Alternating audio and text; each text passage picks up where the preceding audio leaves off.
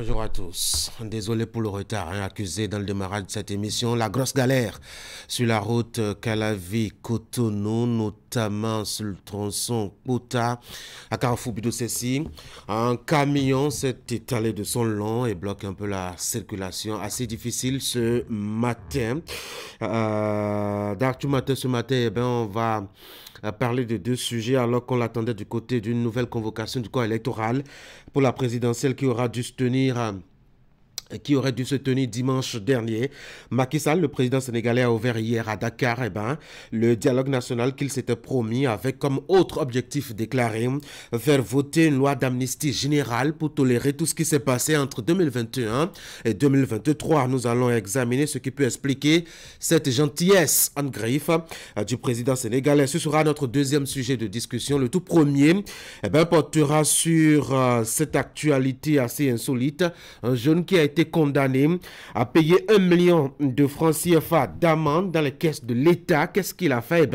C'est qu'il a suscité la candidature à la présidentielle de 2026 du ministre d'État en charge de l'économie et des finances, Wadani. On fera donc le débat. Notre invité ce matin, c'est la professeure Monique Ouassakou-Aro, enseignante au département de sociologie et membre de l'Académie nationale des sciences, lettres et à du Bénin. Avec elle, nous allons découvrir comment l'Académie, justement, prépare l'hommage au professeur Paulin Hontondi, décédé, vous le savez, très récemment. Bienvenue sur Actu Matin.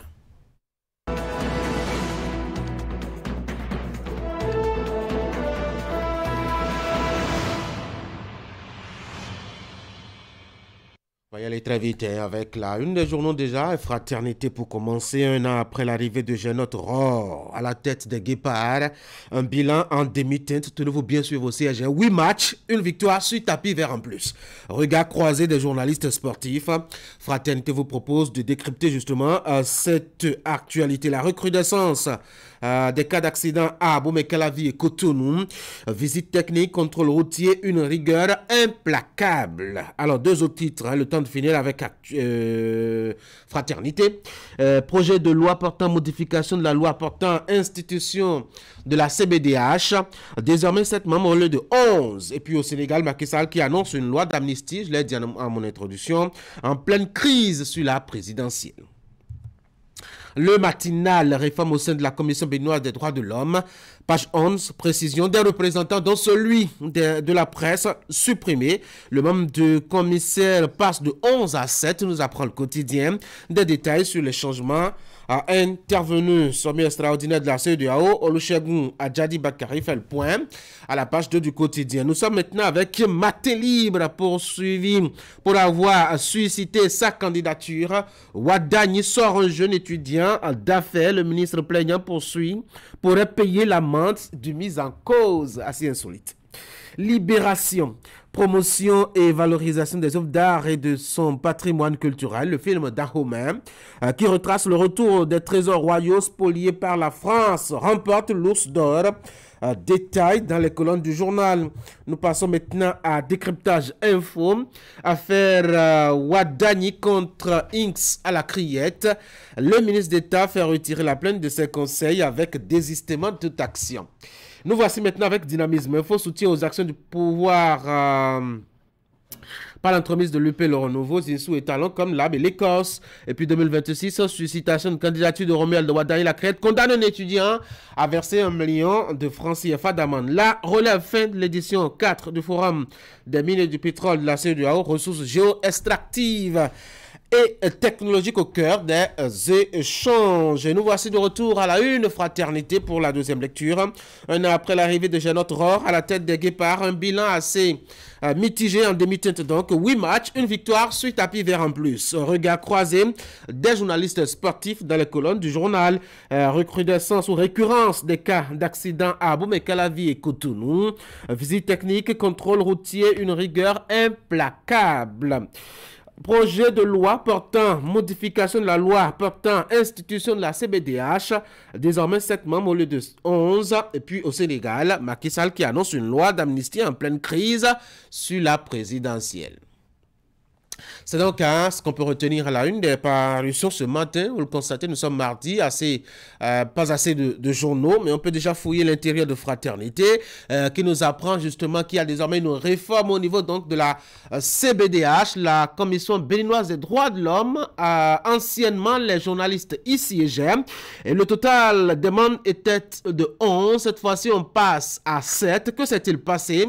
Eh bien, révision, je dois dire, des clauses au départ, avec justement une nouvelle physionomie proposée par le Parlement. Achetez Fraternité à la page 5, découvrez donc désormais à quoi doit ressembler la CBDH au niveau donc du Bénin. Et puis, actualité toujours au Bénin, avec ces frontières qui sont toujours fermées côté Niger, avec le Bénin malgré la levée des sanctions imposées par la CEDEAO. C'était le week-end écoulé. Alors, qu'est-ce que ça donne? Pourquoi est-ce que c'est toujours fermé de l'autre côté? Et quelles sont les dernières actualités là-bas? Fraternité vous propose quelques zooms, notamment sa page 2, avec cet homme abattu par l'armée nigérienne qui tentait justement de forcer le passage. C'était le samedi dernier. Et puis, l'autre actualité qui pourrait vous intéresser aussi dans Fraternité, c'est qu'il y a eu un grave carambolage sur la route Calavi à Cotonou hier. Décidément, d'hier à ce matin, c'est la grosse galère sur cette route-là. Un mort, plusieurs blessés graves et des dégâts matériels dans un accident de circulation. C'était vraiment affreux ce qui s'est passé hier, donc en début d'après-midi sur cette voie-là. Et puis ça continue jusqu'à ce matin avec un camion qui complique la vie à la circulation là-bas. Et une situation qui a inspiré à Fraternité cette analyse, cette opinion, visite technique, contrôle routier. Il faudrait donc une rigueur implacable pour amener de l'ordre sur nos routes parce que, selon le journal, il y a trop de cas d'accidents entre Abomey, Calavi et Cotonou. Et puis la manchette de Fraternité qui pourrait vous intéresser ce matin. Tenez bien. 8 matchs déjà organisés, tenus par Génote Aurore sur le banc des Guépards, mais un seul a été remporté par le technicien franco-allemand et en plus sur tapis vert. Alors, comment est-ce qu'on peut s'expliquer, ma foi, ce bilan? Fraternité vous propose l'avis de quelques journalistes chroniqueurs sportifs sur ce bilan-là. C'était la page 3 qu'ils se prononcent. C'est des avis assez intéressants qui pourraient, ma foi, vous arracher quelques sourires ce matin. Si vous aimez l'actualité au plan africain, eh ben, allez à la page 8, découvrez ce qui se passe au Sénégal avec cette promesse de Macky Sall de faire voter une loi sur l'amnistie pour pardonner tout ce qui s'est passé entre 2021 et 2024 dans les rues de Dakar. Vous le savez, il y a eu beaucoup de morts entre-temps. Allez, on va passer maintenant au bulletin de l'information. Ce sera avec Teddy Goudalo. Teddy, bonjour. Bonjour Tanguy, bonjour à toutes et à tous. Allez, on l'annonce, la reprise imminente des activités économiques et autres entre le Bénin et le Niger. Olusegun Bakari, ministre des Affaires étrangères du Bénin, a martelé hier lundi dans sa sortie médiatique tout l'espoir de ranger au passé cette situation tendue dans la sous-région jusque-là le plus tôt possible. Déclaration à suivre face à la presse, c'était hier donc, je le rappelle. Et puis, 3e édition du Festival international des films de femmes de Cotonou. Cette rencontre qui met en lumière les productions féminines a connu son apothéose. Samedi 24 février, plusieurs distinctions sont décernées à l'occasion. Vous suivrez le compte rendu, ce sera signé une femme qui c'est Ingrid Day. Voici le bulletin.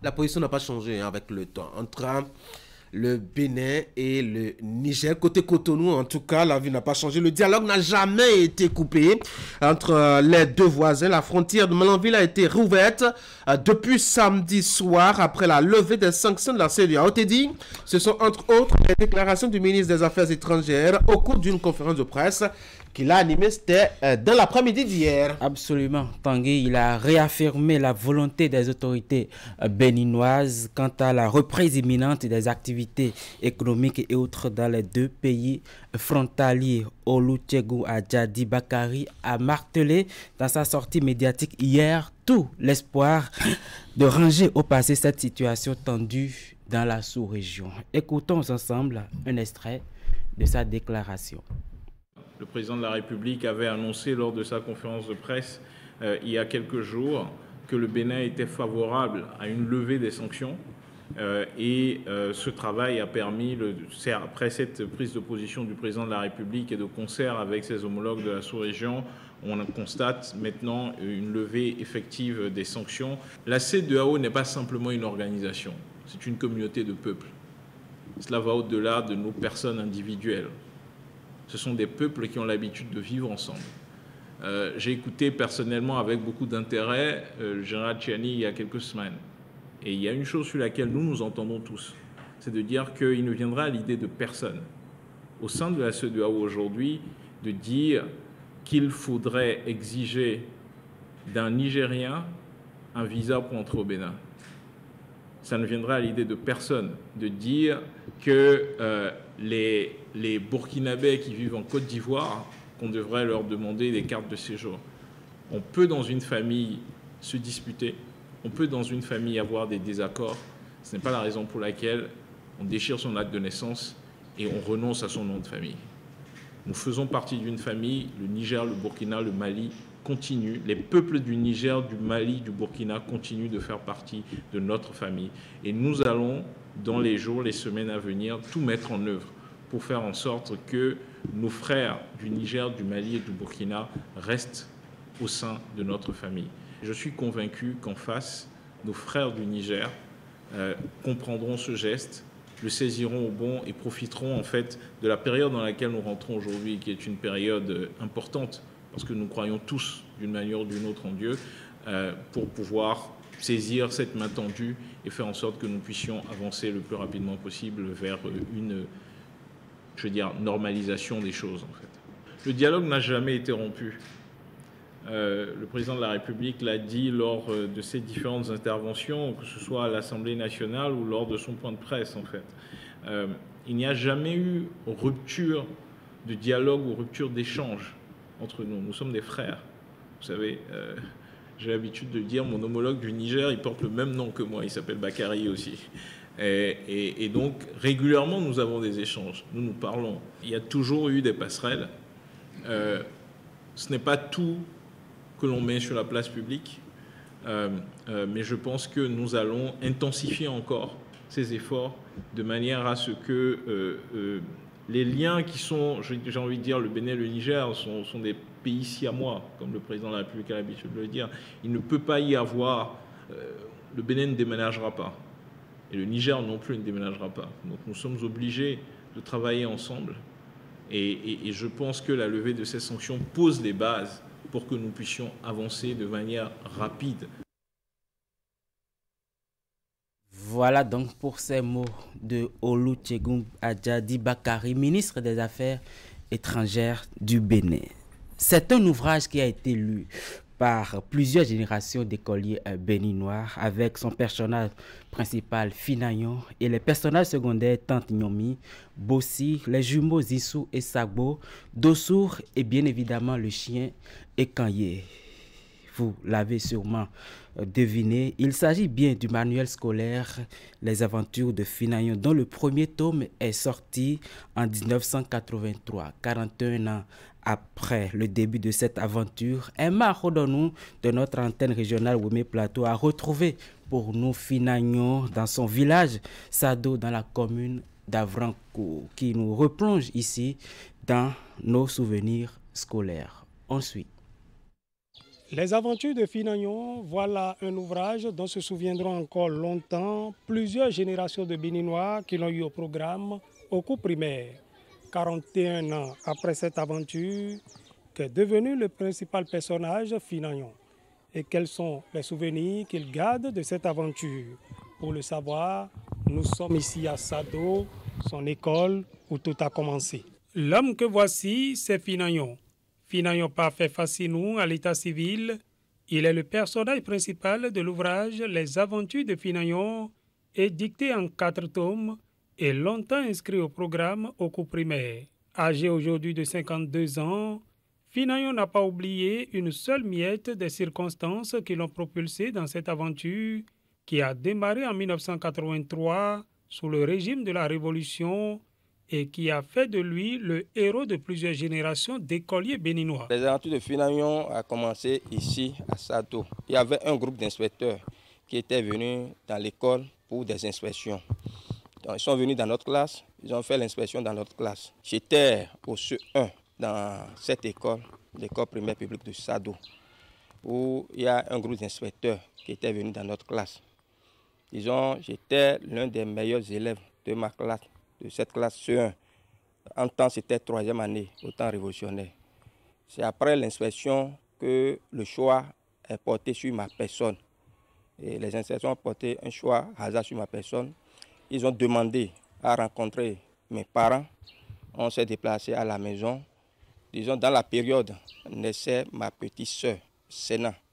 Les inspecteurs ont assisté à la cérémonie de sortie, comme on décrit dans Finance 3, où on présente le bébé à la nouvelle lune. Bon, ces inspecteurs sont repartis, sont revenus et ils m'ont fait déplacer à Porte-Nouveau, où je suis parti à l'AGB, Alimentation Générale du Bénin, et à la gare. Là, Finagnon, pour la première fois, a vu l'Alimentation Générale du Bénin, on a fait des emplettes là-bas. Les inspecteurs sont revenus une année plus tard. Ils m'ont fait déplacer sur Cotonou. C'est là que Finagnon a assisté au baptême de lait à l'aéroport. Ils m'ont fait déplacer sur le nord. Là que j'ai fait la connaissance de l'ami Kemoko et de son oncle Massari. Et finalement, j'ai assisté à la cérémonie de Gani, à Niki. C'est là que j'ai senti pour la première fois les effets de l'amentan. Tout est décrit dans Finagnon 5. De là, après Finance 5, il y a Finance 6. Disons que tout ce qui est dit dans Finance 6, c'est une fiction. Finagnon n'a pas effectué un voyage sur Paris, ni à Moscou. Finagnon est resté au Bénin. Je suis resté au Bénin sans se déplacer. Les inspecteurs sont restés dans les 4 milles du Bénin pour rédiger Finagnon 6. À travers les aventures de Finagnon, Finagnon, l'élève modèle, a fait découvrir son petit village, Sado, et une bonne partie du Bénin. Finagnon 3, Finagnon 4 et Finagnon 5, ce sont des faits réels. Ce n'est pas de la fiction. Et je vais vous dire que Finagnon 3 a parlé du village de Sado, le village de Finagnon, la famille de Finagnon, et Finagnon 4 a parlé de Finagnon à Cotonou, l'aéroport, ainsi de suite, et Finagnon 5 a parlé de déplacement de Finagnon au nord. Donc ça, pour ces 3 manuels-là, il n'y a pas de la fission. C'est dans Finagnon 6 qu'il y a la fission. Finagnon ne s'est jamais déplacé en Europe pour parler de Finagnon à Paris, Finagnon à Moscou et comme ça. Les aventures de Finagnon, c'est aussi d'autres personnages que les petits écoliers béninois ont appris à connaître. La tante Nyomi, Bossi, les jumeaux Zinsou et Sagwo et le chien Ekanye. Voilà, merci à vous, Emma Rodon. Je rappelle que Sur les traces de Finagnon est un feuilleton de 4 reportages qui seront diffusés dans nos prochaines éditions. Sur ces images maintenant, des salles de classe décoiffées ainsi que de nombreux autres dégâts matériels enregistrés. C'est le bilan issu de la tornade qui s'est abattue sur la ville de Savalou en début de semaine dernière afin de constater l'ampleur des dégâts et aider le conseil communal à trouver des solutions. Le préfet Saliou Odoubou a effectué une descente sur le terrain. L'autorité a également témoigner tout son soutien comme il est de coutume en de pareilles circonstances. Imet Hélène Amoussou nous reviendra plus dans nos prochaines éditions. Eh bien, c'est sur ces images que nous allons mettre un thème à ce bulletin d'information que je vous remercie d'avoir suivi. Dédé Goudala, merci beaucoup pour la présentation. Merci. Je vous souhaite de passer une bonne journée. Mesdames et messieurs, voici les sports ce matin.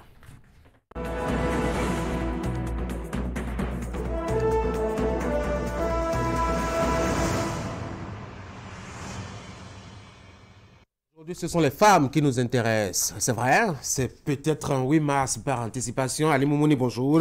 Bonjour Tanguy. On va parler beaucoup plus de femmes et notamment de ce qu'elles peuvent faire avec leurs pieds face à un ballon. On est mardi, document de la semaine. Bien entendu Tanguy, on va parler du doc de la semaine qui va s'intéresser aujourd'hui à l'actuel leader de la zone A, Ayi Novi Football Club, une équipe qui revenait de ses cendres après une saison plus ou moins piteuse l'année dernière. Grosse surprise puisqu'il s'agit des vice-champions du Bénin lors de la saison 2021-2022. Elles sont de retour pour jouer les premiers rôles dans le championnat avec déjà à la clé une première phase sans faute qui est sanctionnée bien entendu avec un positionnement en haut de classement général à 5 longueurs de leur dauphin. Comment l'équipe s'est-elle retrouvée? Alors à se relever donc de sa chute, grosse interrogation. Dans ce document de la semaine, vous verrez les dispositions qui ont été prises par les dirigeants afin de permettre donc par le staff bien entendu les dirigeants pour permettre à cette formation d'Ayi Novi FC de jouer le premier rôle dans le championnat national. Le document de la semaine est intitulé Le retour du club Ayi Novi dans la cour des grands. Ayi Novi FC féminin de nouveau dans la course au titre en première division féminine du Bénin. Très attendu la saison écoulée, les vice-championnes de la saison 2021-2022 n'ont pas pu mieux faire. Avec une performance mitigée, elles terminent à la 3e position du classement général dans le groupe C. Conséquence, elles n'ont pas pris part aux playoffs. En réalité, on avait remodelé un peu l'effectif et du coup, nos objectifs n'avaient pas été atteints. Ce n'est pas parce qu'il n'y avait pas de bonnes joueuses, mais plutôt ça ne répondait pas. On jouait. On n'avait pas fait assez de défaites, mais on avait des difficultés à prendre le dessus sur tous nos matchs. Dans l'ensemble, le résultat de la saison dernière n'était pas une grande déception. Mais à l'évidence, il y a des situations qui ont favorisé ce résultat inattendu. En dépit des départs, les responsables du club soulèvent également la problématique du format du championnat lors de la saison écoulée. Il y avait la question de 3 zones qui a fait qu'on n'avait pas joué beaucoup de ballons, de matchs. Et c'est quand on remontait réellement que la saison avait pris fin. Cette saison, le format est revu. Les équipes sont constituées en 2 zones de 10 et de 8 clubs. Le format de 3 zones est écarté au profit de 2 phases habituelles du championnat national féminin de première division. Une bonne nouvelle qui s'ajoute aux efforts du club pour rehausser son niveau. On ne prenait pas assez de buts, mais cette saison encore, on a renforcé la défense. Ce n'est pas pour rien que nous sommes la meilleure défense jusque-là. Et en milieu de terrain aussi, ça joue. On a même cherché la meilleure buteuse de la D2 de la saison écoulée, mais la machine n'a pas encore pris en D1.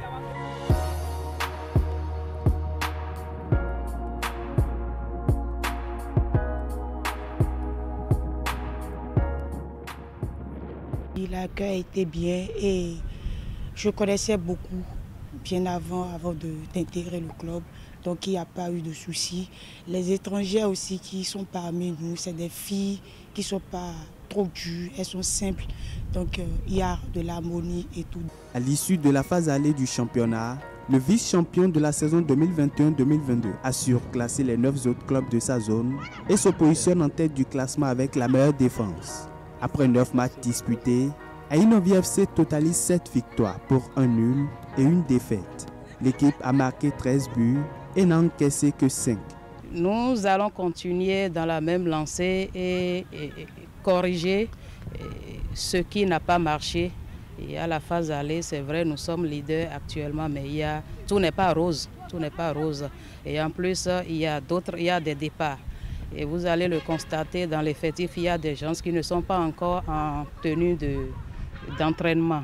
Ça veut dire qu'elles sont en test, nous sommes en train de les observer et pour sortir le meilleur qu'il y a en elles afin de renforcer l'équipe pour pouvoir aborder sereinement la phase de retour du championnat. L'objectif n'a quand même jamais changé, même si la saison écoulée, on a eu de réelles difficultés.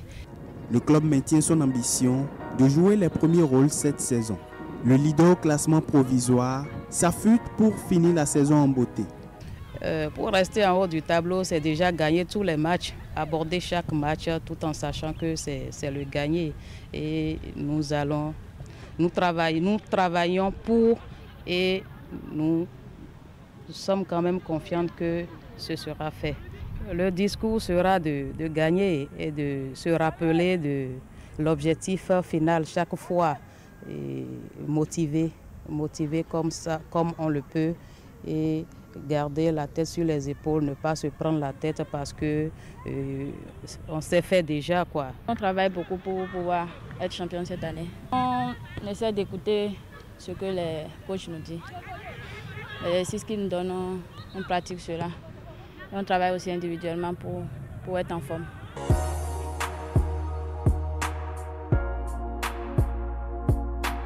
Les différentes équipes ont repris le chemin des stades après environ un mois de pause.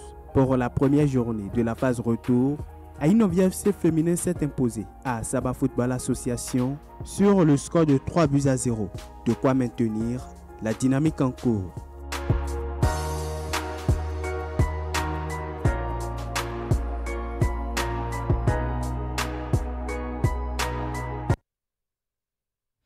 Allez, vous l'avez bien compris, il y a eu plusieurs raisons qui ont donc amené cette formation de Aïnovie à passer, je dirais, une saison sombre l'année dernière. Cette année, c'est donc revu. Les clubs jouent les premiers rôles dans le championnat national féminin de première division. Tanguy, il y a eu des recrutements qui ont été effectués pour sa première sortie lors des phases retour, vous l'avez bien entendu. C'est 3-0 face à l'équipe d'Assaba, ce qui nous permet donc de présenter les différents résultats. Il faut préciser la réalisation, c'est bien sûr sur la signature de Candide Ohentan. Bien entendu, on va présenter maintenant les résultats des différentes rencontres disputées ce week-end pour le compte de la 10e journée au niveau de la zone A. Ce sont les rencontres de la phase retour de la D1 féminine qui a démarré donc à Saba, s'est incliné comme je le disais tantôt 3-0, c'était face à l'équipe d'Aïnovie. Il y a donc la victoire de Aigle Royal face à l'équipe de Espoir de Cotonou, 1-0. Dynamique FC de Calavi s'est imposé 2-0 face à Samnali Tanguy. Dynamique FC, c'est bien entendu votre équipe, l'équipe d'Aboumé Calavi. Et puis de son côté, Nadia s'impose à son adversaire USMA. L'équipe après le déçu sur son adversaire sur le score de 2-1. On va passer au niveau de la zone B avec les 3 rencontres disputées pour le compte de la 8e journée du championnat. AS Leader s'est imposé 2-1 face à Fall. Il y a donc la victoire de AS Gamia 1-0 face à Léopard. Et pour finir, la rencontre, le match nul de score de parité, 1 but partout entre Vigueur FC et Elite AC. Tanguy, voici donc pour ce qui concerne le championnat féminin, il faut préciser que Elite AC est leader dans la zone B actuellement avec une avance, ma foi, à plus de 5 longueurs sur son dauphin. Et ce sera tout pour les nouvelles sportives ce matin. On aura parlé essentiellement donc de football et notamment de football féminin avec le document de la semaine. Et juste après vous, on aura encore une femme. On n'est pas quand même le 8 mars. En tout cas, on célèbre la femme comme on peut sur l'actu matin. Le 8 mars, ce sera donc une dame. Je ne sais pas si elle est fouteuse. En tout cas, elle a la bonne femme pour le faire. Ali Moumouni, je vous souhaite de passer une très bonne journée. Merci, mesdames et messieurs, demain, je dois le rappeler, on pourrait parler justement de cette manchette de fraternité liée au bilan de Genot à la tête des Guépards. Ça fait quand même 1 an que le technicien franco-allemand est bien là. Bien entendu, avec 8 rencontres et une seule victoire. Comme vous l'aimez dire. Il faut le préciser, sur tapis vert. C'est toujours important de le savoir. Oui. Une victoire en 8 matchs sur tapis vert. En 1 an. Tanguy, à demain. Bonne journée, à demain, Ali Momone. Mesdames et messieurs, voici notre invité ce matin.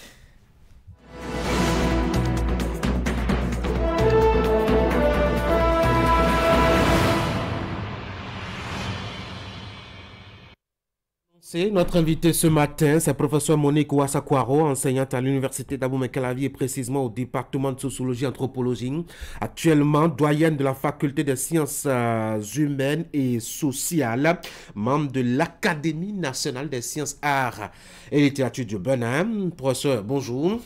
Bonjour, monsieur le journaliste. Vous êtes footeuse? Ah non, du tout pas, mais je supporte les footballeurs. Ah d'accord, très bien. Merci beaucoup d'être sur Actu Matin ce matin.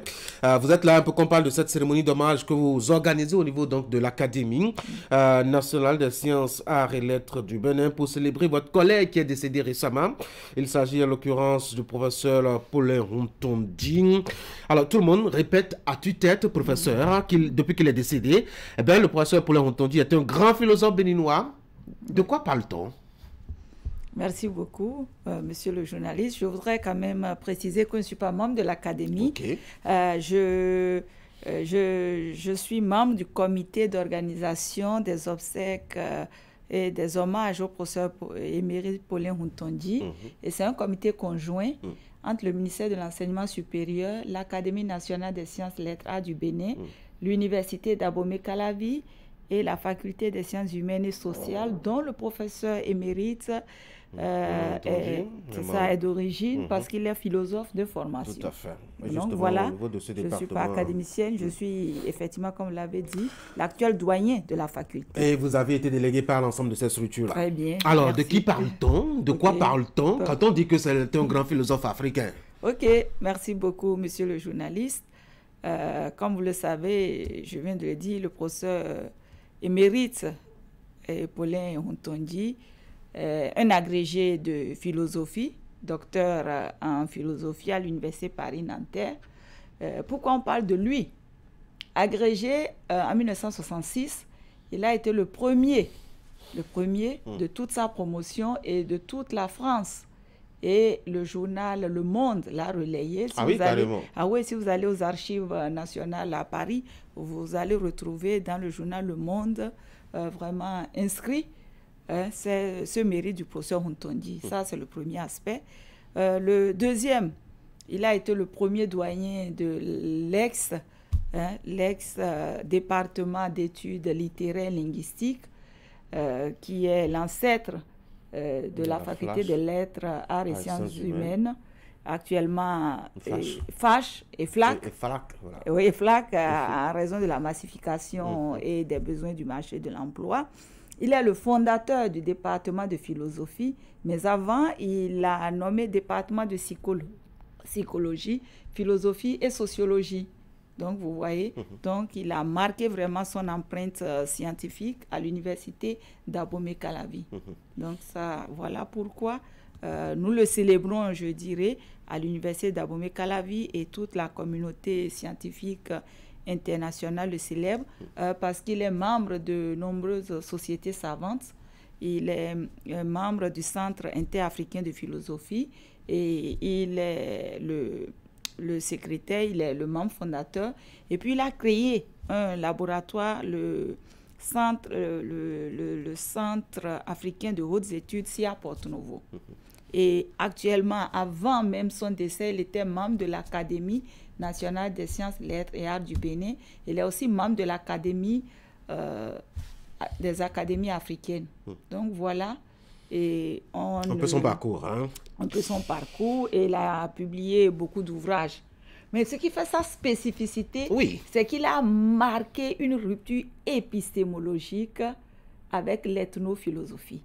C'est ça même la spécificité du professeur émérite Paulin Hontondi. Ça, c'est des thèmes techniques, ethnophilosophie, etc. Qu'est-ce que les gens peuvent y comprendre? Qu'est-ce que les gens peuvent y comprendre? En fait, l'ethnophilosophie réduit la philosophie à une pensée collective et à la culture, en ramenant encore les mythes, les traditions, et puis la sagesse africaine. Et puis, en fait, on réduisait la philosophie africaine à la culture africaine et dans une visée purement colonialiste. Lui a dit qu'il faut privilégier la pensée désormais. C'est ça. Il y a une pensée africaine qui existe. Vraiment. Donc, le professeur Paulin Hontondi a démontré qu'il y a une pensée africaine qui existe. Donc, on ne peut la réduire à une ethnophilosophie. Oui, mais professeur, dans un contexte de plus en plus matériel, comme on le sait, où les gens sont plus enclins à célébrer ceux qui ont parfois créé des choses, qui ont amélioré leurs conditions de façon plus pratique, de façon plus concrète. Alors, qu'est-ce qu'un philosophe comme Paulin Hontondi aura apporté à sa société contemporaine? La philosophie, l'ethno, etc. Bon, c'est des discours, on a l'impression, non? Ok, merci beaucoup. Des discours, non. Paulin Hontondi, je vous ai dit, c'est un professeur émérite. Et le rôle d'un universitaire, c'est la formation, la recherche, l'enseignement et les services à la communauté. Le professeur Paulin Hontondi, dans son parcours, a bien occupé toutes ses fonctions. Il a formé des générations de philosophes, il a formé des enseignants, qui sont aujourd'hui maîtres de conférences, qui sont professeurs titulaires, mais pas seulement au niveau béninois, au niveau régional. Donc, il a des disciples au Sénégal, en Côte d'Ivoire, au Burkina, un peu partout dans le monde. Donc, c'est ce qui fait sa spécificité. C'est pour ça nous pleurons cette icône scientifique, parce que la relève est assurée aujourd'hui. Tout au moins. Oui, tout au moins. Et aussi, c'est le symbole pour moi de la masculinité positive et de l'inclusion sociale. Il est le premier à avoir encadré ici au Bénin une thèse en genre et philosophie. Et c'est notre collègue, le professeur Akwesson Félicité. En ce temps, c'était encore une énigme.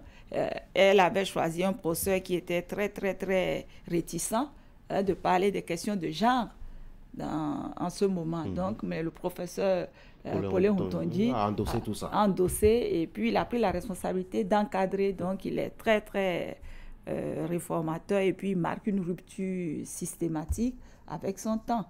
Et récemment, qui vous souvient, il a organisé un colloque au nom de l'Académie sur les sciences humaines d'hier à aujourd'hui. Et là encore, il a invité des sommités d'autres pays, du Nigeria, du Sénégal.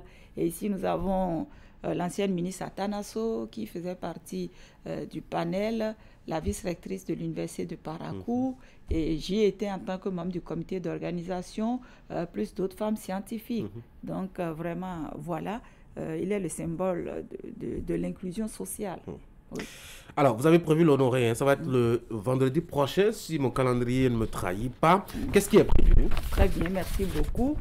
Et nous avons prévu rendre hommage au professeur émérite le vendredi 1er mars à l'université d'Abomey-Calavi. Ce sera l'amphi Idriss Déby à partir de 9h. Et nous attendons à ces hommages la représentante du CAMES, vous voyez, qui vient. Et il y a des délégations du Sénégal, de la Côte d'Ivoire, du Togo, du Gabon, donc, qui vont venir. Et ici, nous avons nos ministres qui seront là, la ministre de l'Enseignement supérieur qui représente les 3 ministères. Il y aura le ministre de la Culture, il y aura les membres de l'Académie qui portent vraiment... C'est ça, il a été ministre de l'Éducation nationale. Donc, les 3 autres des ministères sont représentés par la ministre de l'Enseignement supérieur et de la Recherche scientifique. Donc, il y aura ces hommages de toutes ces autorités politico-administratives, des autorités scientifiques et universitaires. Et nous allons faire une procession pour l'honorer. Il y aura les membres de l'Académie, les membres de la communauté universitaire, les membres de la communauté scientifique au niveau régional et international, sa famille, ses amis. Ça va être surtout sur le campus. Et puis nos étudiants et tous les collègues enseignants seront là, en toge. Tout le monde? Oui, tout le monde.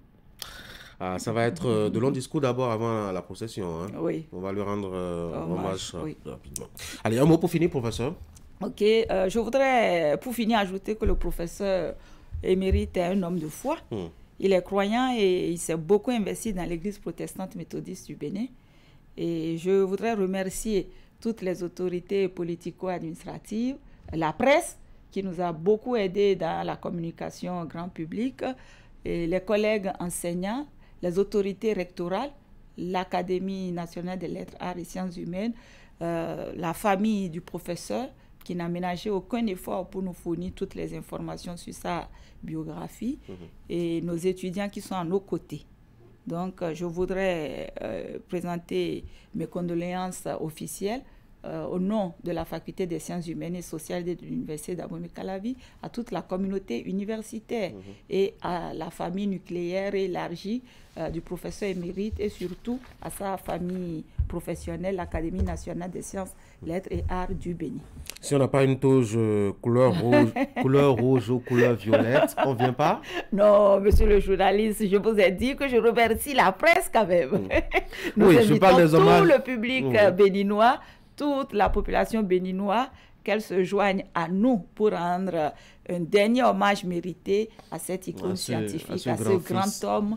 Et puis, il fait la fierté nationale et internationale. Professeur Monique Ouassakwaro, enseignante à l'Université d'Abomey-Calavi, au département de sociologie et anthropologie, actuellement doyen de la faculté des sciences humaines et sociales. Merci d'être venu sur l'Actu Matin. Merci, monsieur le journaliste. Bonne journée. Merci. Bonne journée à vous. Mesdames et messieurs, on va marquer maintenant la pause.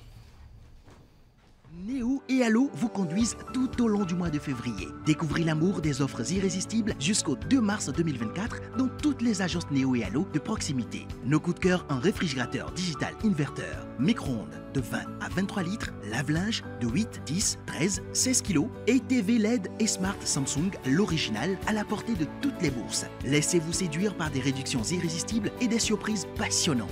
Économisez avec nos promotions exclusives et partagez la passion des bonnes affaires.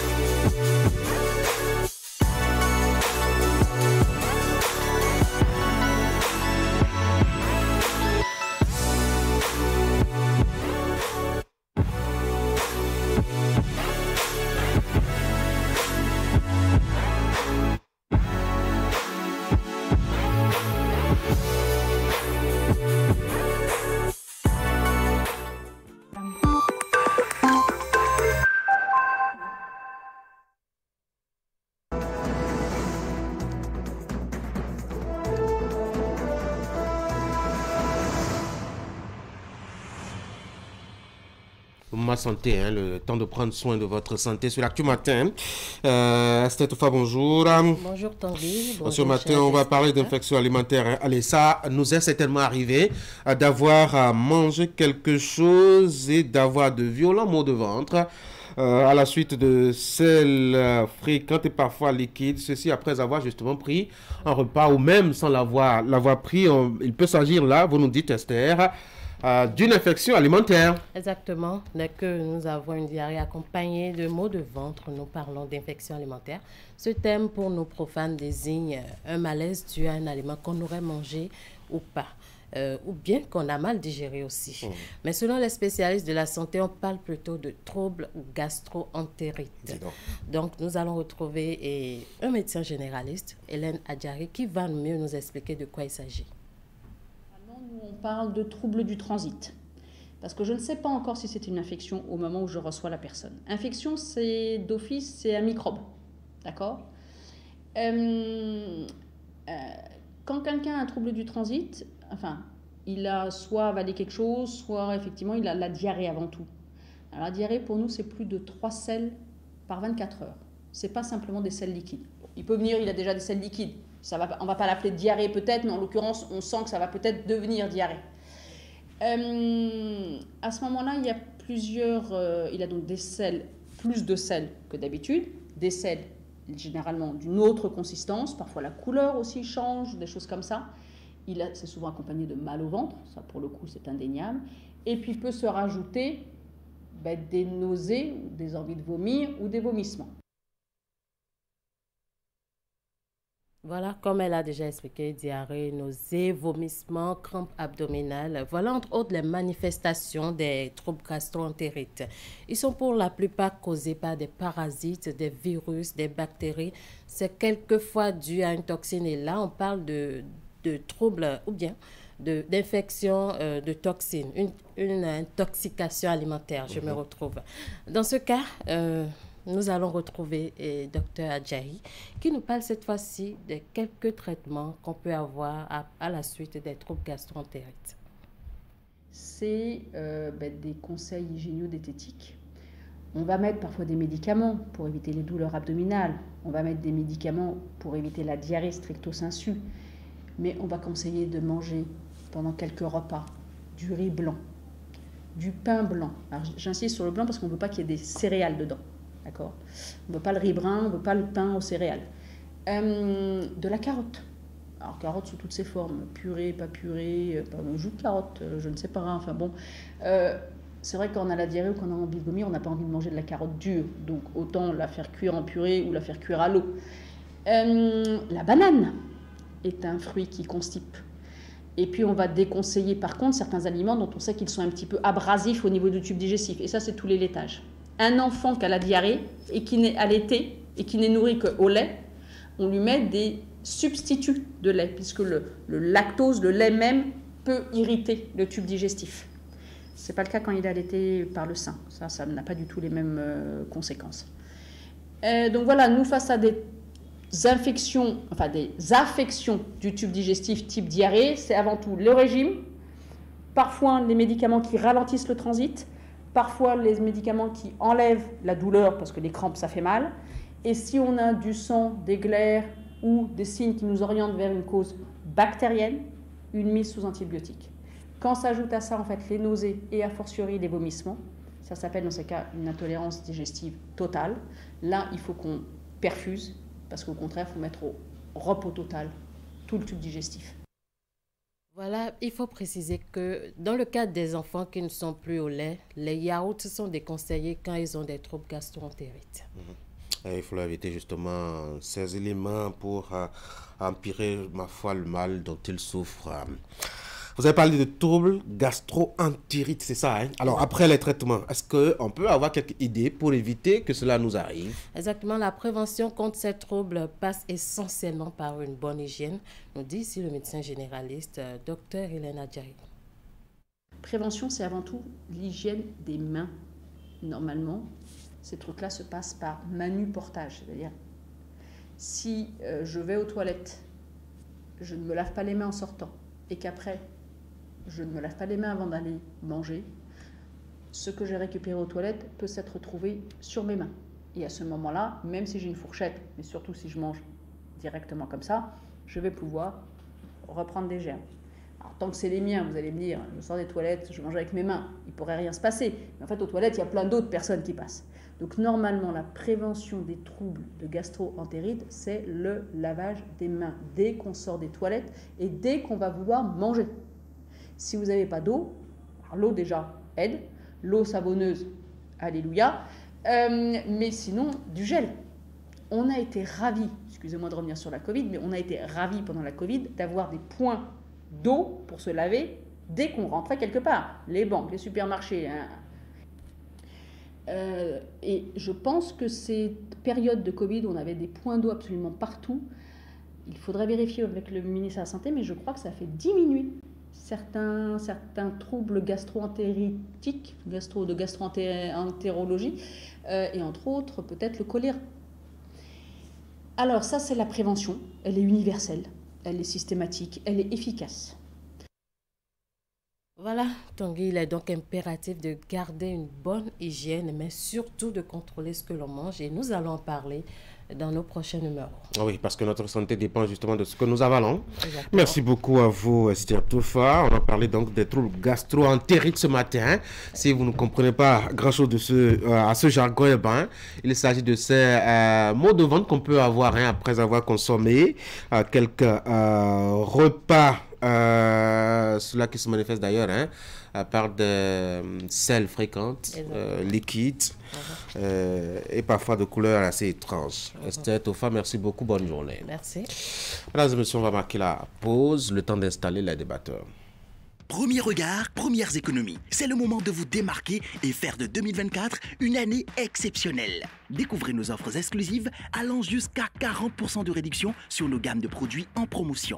Offre valable pour les entreprises et les particuliers jusqu'au 8 mars. Microland, votre solutionneur numéro 1 en informatique, 6 à Ganrito, en face de la librairie Notre-Dame. Info 95 95 28 24.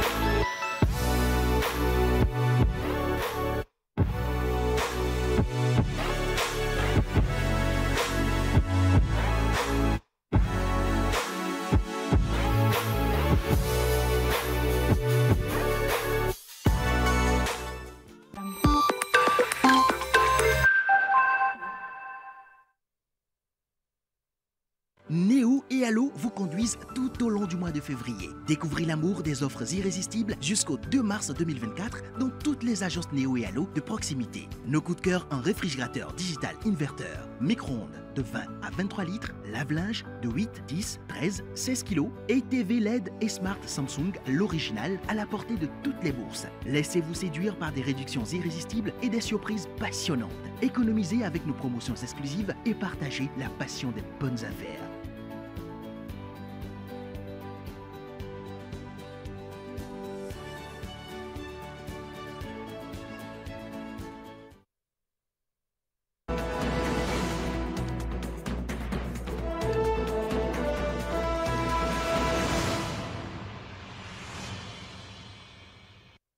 Allez, voici les débatteurs, ceux qui sont là pour l'instant. Hein. Franck, bonjour. Bonjour Tanguy. Eric, bonjour. Bonjour Tanguy. William, bonjour. Bonjour Tanguy. Ah, c'est dangereux maintenant de susciter la candidature de quelqu'un dans la République du Bénin. Cela pourrait vous coûter, ma foi, exécrant. Le monsieur dont vous avez suscité la candidature est Clément Gentil avec vous et qu'il a retiré sa plainte. Ça peut vous coûter 1 million de francs CFA d'amende. Bien sûr. Mais il faut voir comment est-ce qu'on a suscité la candidature. Je crois qu'on a fait le débat quand l'information a été publiée à ses premières heures fin 2023 et on disait, mais avec tout ce qu'il y a dans le Bénin là, le procureur de la Criette, il ne s'auto-saisit que d'une infraction comme celle-là, pendant qu'on montrait le ministre concerné, le ministre dont on aurait suscité la candidature, très indifférent par rapport à l'histoire. Et à l'époque, déjà, moi je m'expliquais et je disais mais que c'est extrêmement vide, que c'est vide comme dossier si c'est pour avoir suscité la candidature de quelqu'un, même si l'intéressé dit qu'il n'a pas, qu'il ne voudrait pas qu'on suscite sa candidature, un jeune étudiant et tout. Mais aujourd'hui, on voit clair dans les faits. On crée des groupes WhatsApp sur des pseudonymes qui sont finalement le nom et le prénom de l'autorité concernée. On crée sur des réseaux sociaux comme Facebook de faux comptes. On alimente même une escroquerie et c'était un réseau. Le jeune en question, le jeune étudiant de Parakou n'était pas le seul concerné. Et tout ça par voie électronique. Attention, il y a un code du mérite. Oui, le dernier article d'il y a 3 heures de matin libre le précise. Dans cette affaire, il y a eu carrément même un réseau d'escroquerie où ils prenaient de l'argent aux gens, ils soutiraient de l'argent aux gens parce qu'ils se présentaient comme des proches de l'autorité concernée dont on suscite la candidature. Quand on commence pas à dire des choses comme ça, attention à dire que c'est seulement en raison de la sollicitation de candidature. Les actes qui suivent la sollicitation de candidature ne sont pas des actes à encourager, ce sont des infractions constituées en droit positif béninois. Et quand c'est comme ça, attention à ces jeunes qui, pour intéresser, parce que c'est une filière, hein, on en connaît, ils sont très nombreux qui ont réussi par là et d'autres embouchent cette trompette là aussi aujourd'hui. Quand on finit à l'université, on n'a pas d'issue, ok, parce qu'on a fait un peu de militantisme à l'université, on sait mobiliser les masses. On pense que l'avenir, c'est dans cette façon de mobiliser des gens autour d'un potentiel futur haut placé de la République pour après devenir chargé de mission ou être à je ne sais quel autre poste. C'est un abri et c'est une échappatoire par excellence contre le chômage. Attention à ces jeunes. Il faut le faire par stratégie tout en respectant les règles de la nation. Attention à ne pas utiliser des faits qui sont constitués comme des délits en République du Bénin. Il ne faut pas aller mal agir pour survivre ou pour se faire voir. Franck. Allez, un beau matin, docteur Tanguy Agoyi, qui a trimé, qui a fait ses recherches dans tout le Bénin, qui a pu obtenir son diplôme. Un Quidam, un jeune, reste dans son coin et commence par écrire des choses, créer un compte au nom de Tanguy Agoyi et commence par, avec des manœuvres déplorables, commence par exercer en votre nom. Alors que vous êtes tranquille quelque part, en train de vous battre pour votre vie, pour votre famille. Moi, je pense que ça va ternir votre image. Et tout d'abord, je voudrais saluer un peu la hauteur d'esprit prise par le ministre en retirant sa plainte, parce que s'il ne l'avait pas peut-être retiré, les effets de cette action en justice seraient autre chose. Donc, je voudrais dire que lorsqu'on est étudiant et qu'on est inspiré, il faut être inspiré dans ses cours. Et même quand vous finissez et vous chômez, il faut réfléchir à trouver un job. Ce n'est pas en utilisant des comptes au nom d'une autorité, au nom d'un citoyen qui se bat comme vous, que vous allez parvenir à joindre les deux bouts. C'est condamnable à tous les égards. Et moi, je voudrais inviter nos jeunes frères, nos jeunes amis, à quitter dans ça, comme on le dit tout simplement, à ne pas chercher les moyens faciles. Parce que lorsque vous utilisez le nom de quelqu'un, lorsque vous utilisez l'identité de quelqu'un pour agir, c'est que c'est cette personne-là que vous êtes en train de détruire sans le savoir. Donc, ce faisant, moi je pense que ce sont des infractions, comme l'a dit William, qui sont constituées. Et si le juge devait être vraiment sévère, même lorsque le ministre retire sa plainte, c'est que le juge peut poursuivre cet étudiant-là et le condamner, l'enfermer pour qu'il purge sa peine dans une prison. Donc, moi, je pense que ce n'est pas, même ce que nous disons là, ça ne va pas dissuader certains parce qu'ils sont bornés dans leur tête. Ils savent que c'est plus facile pour eux de s'asseoir devant un ordinateur, devant leur smartphone et de créer des comptes pour ci et ça. Au début, tout le monde avait cru que c'est parce que ces citoyens-là avaient suscité simplement la candidature d'une autorité qu'ils se sont retrouvés devant la justice. Mais non, voilà les faits qui sont avérés. C'est pourquoi, si on ne prend pas de recul, on peut parfois tomber dans des jugements qui ne tiennent pas la route. Et je voudrais que cela serve d'exemple pour que, à tous ces jeunes-là qui aiment la facilité, les chemins détournés pour se faire de l'argent, pour essayer de tenir dans la société. On peut réussir sans faire cela, on peut évoluer, on peut véritablement tenir la route sans ces manœuvres-là. Eric? Je pense que c'est un fait qu'il faut condamner, encore que ça se développe de plus en plus dans notre société de façon générale. Vous réveillez un matin, vous êtes en contact avec quelqu'un, vous pensez que c'est la bonne personne, mais en réalité, c'est un faux compte, n'est-ce pas, qui est créé justement. Et nous savons qu'aujourd'hui, dans notre environnement, des milliers de personnes sont victimes de cette affaire. Ce n'est pas tout le monde qui a les moyens de remonter véritablement à travers des investigations vers les auteurs, n'est-ce pas, de cette pratique-là. Comme le dit, il arrive un jour où vous tombez sur plus dur que vous, où on a les ressources nécessaires de pouvoir mener des recherches aujourd'hui, la technologie aidant, n'est-ce pas, à pouvoir remonter jusqu'à vous et puis identifier même d'autres membres, n'est-ce pas, avec qui vous menez souvent ces campagnes-là. Je pense que nous sommes en face d'une situation donc de ce genre, où des faux comptes ont été créés au nom d'une personnalité de l'État, dans l'intérêt même de pouvoir soutirer de l'argent. On se positionne comme étant des proches de cette personne-là. Nous savons que ce sont des pratiques que nous vivons au quotidien, et si on arrive à pouvoir mettre la main sur ces individus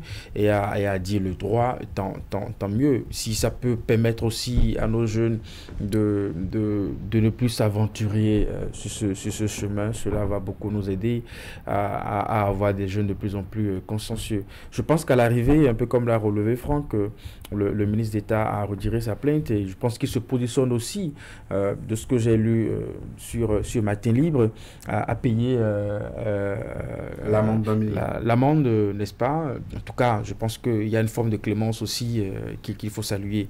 J'espère que l'auteur en réalité verra ça comme une seconde chance, histoire, comme on le dit dans la Bible, va et ne pêche plus. Loïc, bonjour. Bonjour Tanguy.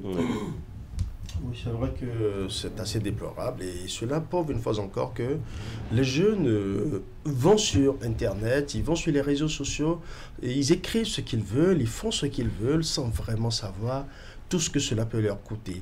Et malgré toutes les sensibilisations, on sent que le code sur le numérique n'est pas vraiment vulgarisé au niveau des populations. C'est-à-dire les populations ne se l'approprient pas réellement, parce que si elles se l'appropriaient réellement, elles sauraient que, attention, en faisant ceci, ou en écrivant ça, ou en créant un faux compte au nom d'une personnalité, au nom d'une personne donnée, qu'elles peuvent se retrouver du jour au lendemain écrouées.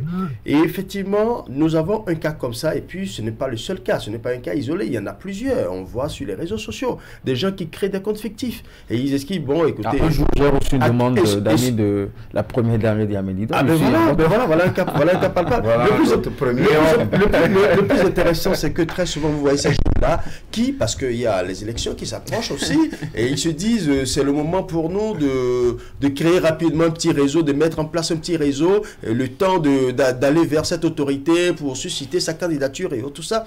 Et pendant qu'ils créent ces genres de réseaux, en même temps, ils disent non, essayons de prendre un peu d'argent à gauche, à droite et autres. Mais c'est une forme d'extorsion, qu'on le veuille ou non, c'est ça. Mais maintenant, vous créez ce compte sans même l'avis de la personne concernée, même si je suppose que c'est de bonne foi, c'est du genre, j'apprécie bien, j'ai une certaine sympathie pour ce ministre et je voudrais bien le voir aux affaires au niveau du pouvoir central, mais si je n'ai pas son onction, je n'ai pas le droit de le faire. Et c'est ça que les jeunes doivent comprendre aujourd'hui. Ça pose un véritable problème. Vous faites un peu le tour sur la toile, vous allez lire des incongruités, des gens qui écrivent n'importe quoi, mais qui ne savent pas que juste cette seule phrase peut leur coûter 2 mois à 2 ans d'emprisonnement ferme. C'est tellement intéressant. Et même des cautions allant jusqu'à 500 000. Un enfant qui n'arrive même pas à avoir à peine 100 000 francs le mois va se retrouver avec une amende de plus de 500 000. Donc effectivement, il y a un problème d'éducation à la base.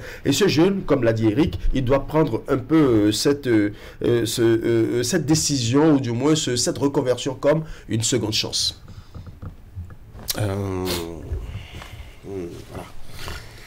Apparemment, vous êtes abasourdi.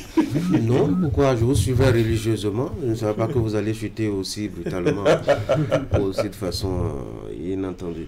Allez, on va changer de sujet. On va parler de cette actualité-là au Sénégal.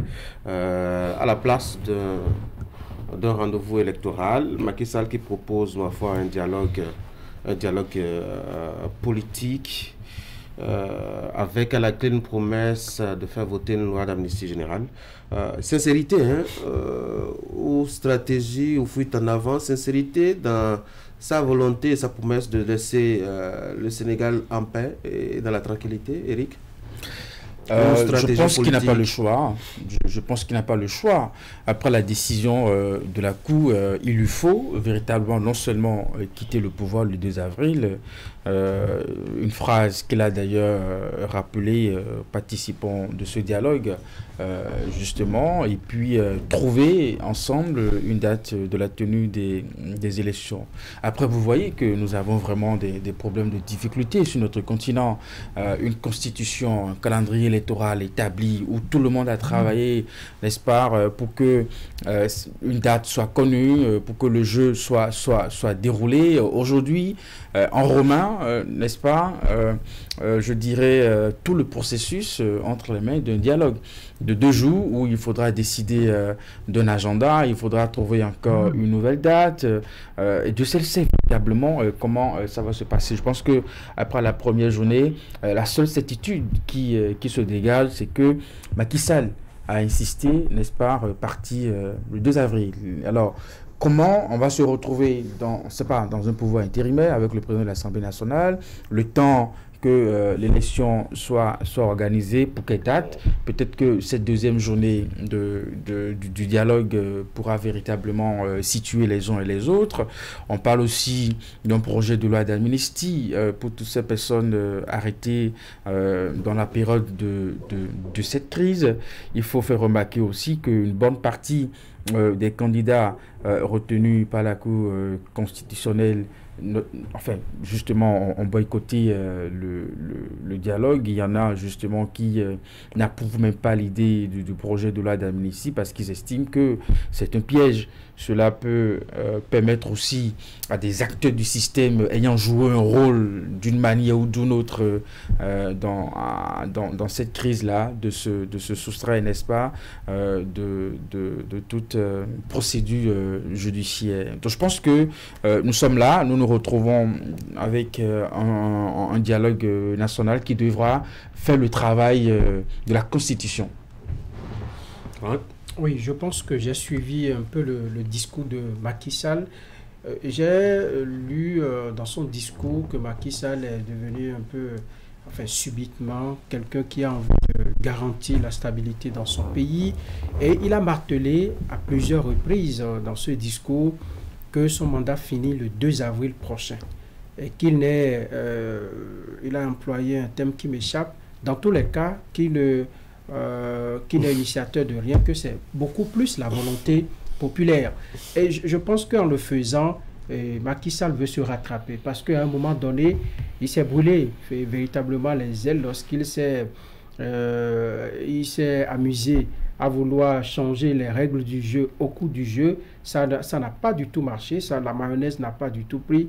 Et donc, il a saisi la pêche qu'attendu en tout cas la haute juridiction dans son pays pour essayer de réparer un peu les choses. Et donc je pense qu'en le faisant, Macky Sall peut encore quitter par la grande porte s'il maintient, si cela est sincère bien entendu, parce que le discours que j'ai suivi, c'est un chef de l'État qui est soucieux de ce qu'il y ait une élection inclusive, une élection pacifique, une élection apaisée. Il a utilisé tous les mots qu'il faut. J'espère qu'il a convaincu les Sénégalais après sa baude qu'il a eu à faire, qui a véritablement terminé.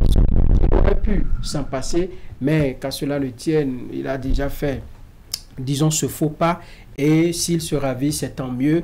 Je pense qu'en ouvrant un dialogue, si les thèmes du dialogue sont vraiment sincères, si on en discute véritablement pour l'avancée du pays, pour garantir les droits des Sénégalais, je pense que ça va marcher. Autrement, si c'est de la ruse qu'il est en train d'utiliser encore là, ça va lui retomber sur la tête. Ce ne sera pas du tout joli à voir pour Macky Sall. Oui. Ouais. Je suis tenté de penser que les coulisses, les conseils de coulisses de la session extraordinaire de la conférence des présidents de la CEDEAO a certainement donné un résultat plus ou moins positif, parce que déjà, ce discours que j'ai suivi est assez intéressant parce que Macky Sall a d'une certaine manière ramené un peu la balle sur la table pour qu'on puisse discuter. Et moi, ce qui me... Qui avait mis la balle en... Oui, on ramène la balle sur la table et on se regarde, quoi. Voilà.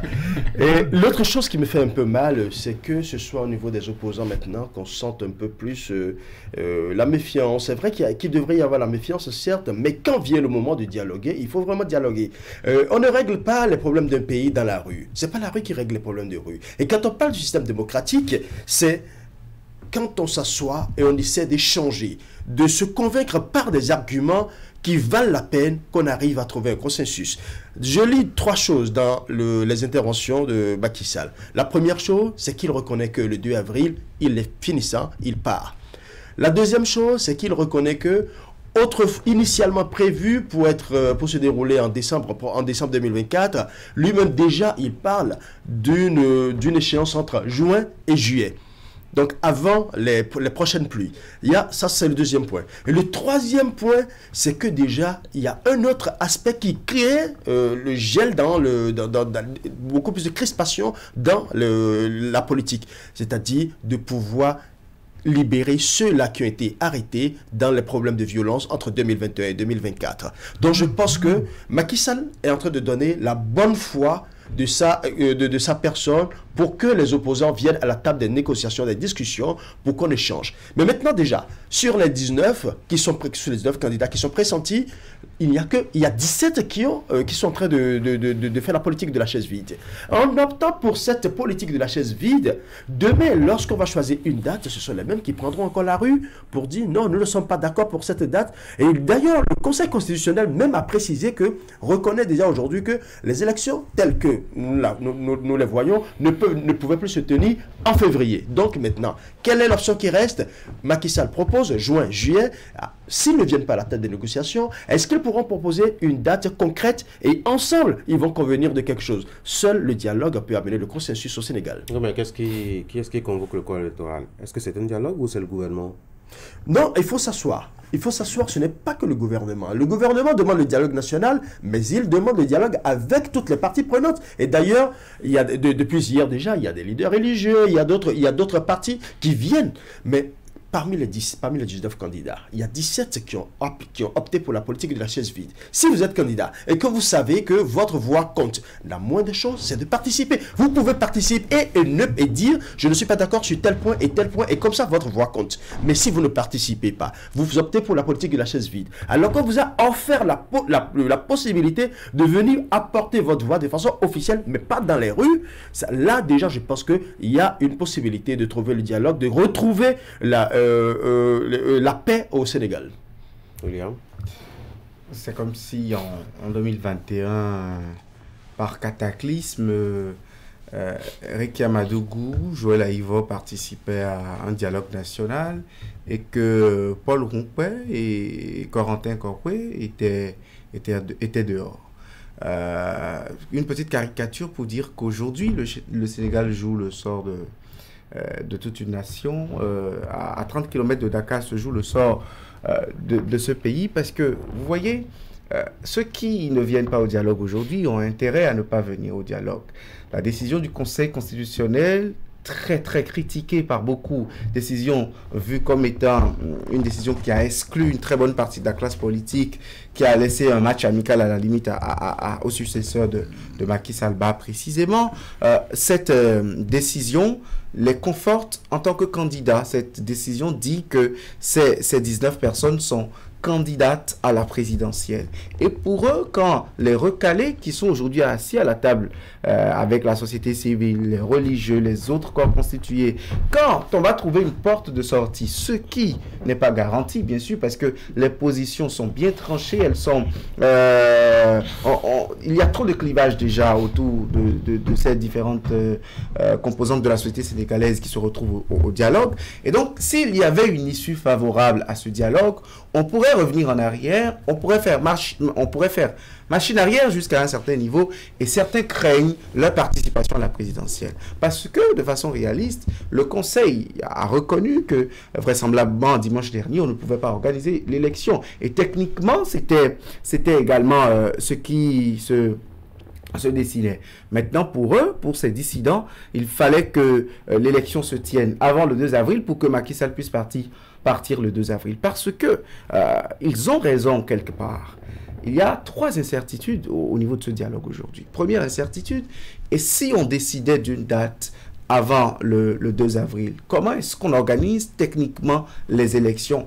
Est-ce avec la liste du Conseil constitutionnel telle que rendue dans sa décision, ou est-ce qu'on balayerait cette décision du revers de la main en disant, parce que beaucoup de choses nous ont crispés jusque-là, nous ne voulons pas aller aux élections avec ces candidats retenus, et au cas où c'est ce scénario qui prend le dessus, comment respecte-t-on une décision du Conseil constitutionnel qui annule la convocation du corps électoral, et qu'on ne respecte pas une autre, celle qui donne la liste définitive des candidatures? La grosse interrogation est là. Deuxième équation, c'est au cas où Macky Sall, au cas où la date choisie irait au-delà du 2 avril.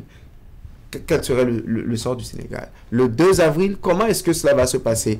La Constitution sénégalaise dit que avant l'installation du président successeur, il faut que le président en poste soit en fonction jusqu'à la prise de fonction de son successeur. Dans ce contexte, si Macky Sall dit, martèle et remartèle encore qu'il va quitter le pouvoir le 2 avril, si l'échéance choisie est après le 2 avril, quel est le sort des Sénégalais? Comment est-ce que la gouvernance au sommet de l'État va se passer au Sénégal? C'est une très très grosse équation. Et troisième chose, pour finir aujourd'hui, qui va convoquer le corps électoral? Le Conseil constitutionnel dit dans les meilleurs délais, il faut que le président de la République ou que le processus soit relancé. Maintenant, le président de la République dit il y a eu trop de frustration pour que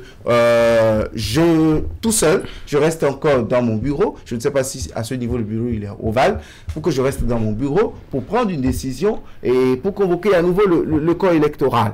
Je voudrais que ce soit un dialogue. Maintenant, voilà qu'on s'en remet à un dialogue. Et si ce que le dialogue choisissait, l'aboutissement du dialogue était encore une ruse de Macky Sall pour trouver encore un moyen pour rester encore quelques jours au pouvoir, tellement d'interrogations. Vous ne donnez pas votre appréciation et votre lecture de la chose. Vous présentez les situations. J'ai besoin d'une lecture des situations qui se présentent. Et ma question de départ, elle était quand même assez simple et assez claire.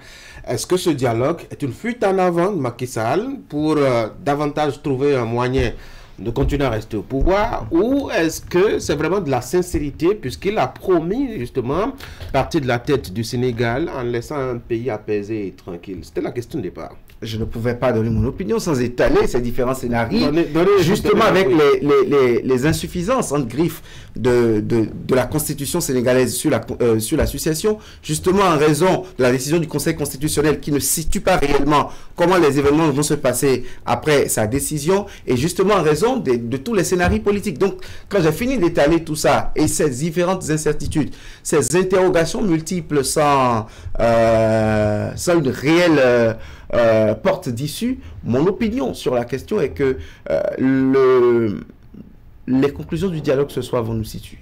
Si des opposants vus comme figure de proue de cette opposition, comme Ousmane Sonko, se libèrent, si sont libérés par la loi d'amnistie, le projet d'amnistie que le président compte introduire demain, si à l'issue du dialogue national, la date qui est décidée est raisonnablement consensuelle, c'est-à-dire comme le veut la société civile qui est présente à ce dialogue, si la date est avant le 2 avril, cela va davantage apaiser. Mais si par contre, à l'issue du dialogue, Macky Sall qui dit qu'il faut que les élections s'organisent avant la période des pluies qui commence en juin, si le scénario renvoie plutôt les élections après la fin du mandat de Macky Sall, les inquiétudes nourries grandiraient davantage. Donc pour moi aujourd'hui, les conclusions du dialogue sont l'élément déterminant pour savoir comment se joue le sort du Sénégal dans les jours à venir. Avec le tableau, ce que nous a servi Macky Sall avant la décision du Conseil constitutionnel, il faut être prudent. Et sur la question que vous avez faite à William, moi je pense que il faut garder à l'œil Macky Sall, parce que ça peut être de la ruse également qu'il est en train... Quelle marge de manœuvre il a pour organiser encore la ruse à votre avis? Ben, si quelqu'un, pendant que le processus... Dans ce contexte où la CEDEAO aussi commence pas à écarquiller les yeux, dans ce contexte où on a quand même le Conseil constitutionnel qui a sorti une décision, dans ce contexte où on a quand même des opposants qui sont dans la rue, dans ce contexte où on a quand même des candidats recalés qui sont dans la rue, dans ce contexte où on a la pression aussi de la communauté internationale, quelle marge de manœuvre il a vraiment? Mais non, le politique et les facettes présentées par Macky Sall, on peut s'attendre à tout de lui. Moi, je voudrais que ce dialogue national convoqué par Macky Sall soit, en tout cas, soit une occasion pour tous les acteurs. Il faudrait qu'ils puissent se départir de leurs divergences, qu'ils puissent participer, ceux qui doivent participer. Parce que en faisant, disons, en adoptant la politique de la chaise vide, en ne participant pas au dialogue, ça donne davantage les moyens à Macky Sall de dire, écoutez, nous n'avons pas davantage eu le consensus, il faut rechercher davantage le consensus. Et au même moment... Avril va passer la main... Oui, mais c'est ce qu'il dit. Il y a ce qu'il dit et ce que lui-même, il fait souvent. Il y a ce qu'il dit et ce qu'il fait. Et donc, pour jouer davantage sa crédibilité, je pense que le Conseil constitutionnel doit veiller au grain, la CEDEAO, la communauté internationale, toutes les parties prenantes que vous avez citées, on doit suivre Macky Sall de très près pour lui éviter ou pour l'empêcher de nous servir encore un autre scénario qui va davantage conduire, en tout cas la démocratie sénégalaise dans l'abîme. Je pense que les acteurs doivent saisir cette occasion-là de discuter et de trouver la date qu'il faut, puisque le Conseil constitutionnel n'est pas resté... Alors, l'idée avait été... On va changer d'axe, vraiment, vous permettez. L'idée avait été agitée, il a confirmé à 2 ou 3 reprises déjà, je ne sais plus si les comptes sont bons dans ma tête. Hier, il a encore appelé, il va faire voter une loi d'amnistie générale pour permettre à ce que tout ce qui s'est passé en 2021-2024 soit passé à perte et profit. C'est opportun-là, Eric, vraiment. Vous savez que généralement, dans nos démocraties, quand nous enregistrons des crises de ce genre, nous finissons toujours par une loi d'amnistie. C'est la formule trouvée justement pour balayer tout ce que nous avions pu enregistrer comme infraction par-ci ou par-là. Et je pense que c'est un projet qui sera présenté demain mercredi en Conseil des ministres. On verra bien aujourd'hui ce que le dialogue dira de ça. Sur le comportement de Macky Sall, je pense que c'est plus le comportement de quelqu'un qui a le dos au mur, n'est-ce pas, que quelqu'un qui peut encore organiser une ruse. Parce que là, il ne peut pas aller en arrière, il ne peut pas non plus aller en avant, puisque la date du 2 avril est là. Et lui-même, il a répété qu'il quitte le pouvoir le 2 avril. Mais moi, je pense que pour ce que nous avons vécu jusque-là, entre un Sénégal qui se retrouve le 2 avril sans un président, sans un agenda électoral, sans une date, n'est-ce pas, on ne sait pas qui va convoquer le corps électoral dans ce genre de conditions, est-ce que ça n'est pas mieux de faire en sorte qu'il organise les élections, qu'il assure la transition, qu'il passe la main, n'est-ce pas, avant de partir. Est-ce que ça ne nous met pas plus en danger de voir un Sénégal sans un chef, sans une organisation après le 2 avril, n'est-ce pas, si tant est qu'on doit pouvoir respecter les consignes constitutionnelles et s'assurer véritablement de ce que on est en train de faire une transition dans la paix, en toute sécurité, en toute quiétude. Parce que s'il quitte le Sénégal, enfin la tête du pays, le 2 avril, dans ce genre de conditions où il y a tellement d'incertitudes, où il l'a remarqué, tellement d'équations, les choses sont comme ça, beaucoup de questions sans réponse, ça va être encore davantage plus compliqué que ce que nous avons connu jusque-là. Eric, oui, je parlais de la loi d'amnistie. La pertinence d'une loi d'amnistie dans ce contexte-là, véritablement. Ça apporte quoi au Sénégal? Ça apporte beaucoup de choses parce que l'un des grands problèmes qui ont même fait débarquer beaucoup de personnes dans les rues, ce sont les arrestations des opposants, des personnes qui n'ont pas le même dialogue que le pouvoir en place et qui, depuis 2021, se retrouvent écroués et qui sont plus libres de leur mouvement. Donc, déjà cette image, à travers la loi d'amnistie qui se prépare, c'est une manière de dire au peuple sénégalais: nous allons faire en sorte que la paix revienne entre nous. C'est la loi d'amnistie qui apporte la paix. La loi d'amnistie ne garantit pas complètement la paix, mais elle ébauche déjà la paix. Parce que le plus important déjà ici, c'est de savoir que à travers cette loi d'amnistie, on peut quand même faire table rase de certaines choses. Maintenant, l'opposition précise que la mort de ce justement l'opposition, c'est là qui a pris une balle dans la tête. C'est là où l'opposition refuse. Après, l'opposition estime que la loi d'amnistie efface toutes les exactions qui ont été commises.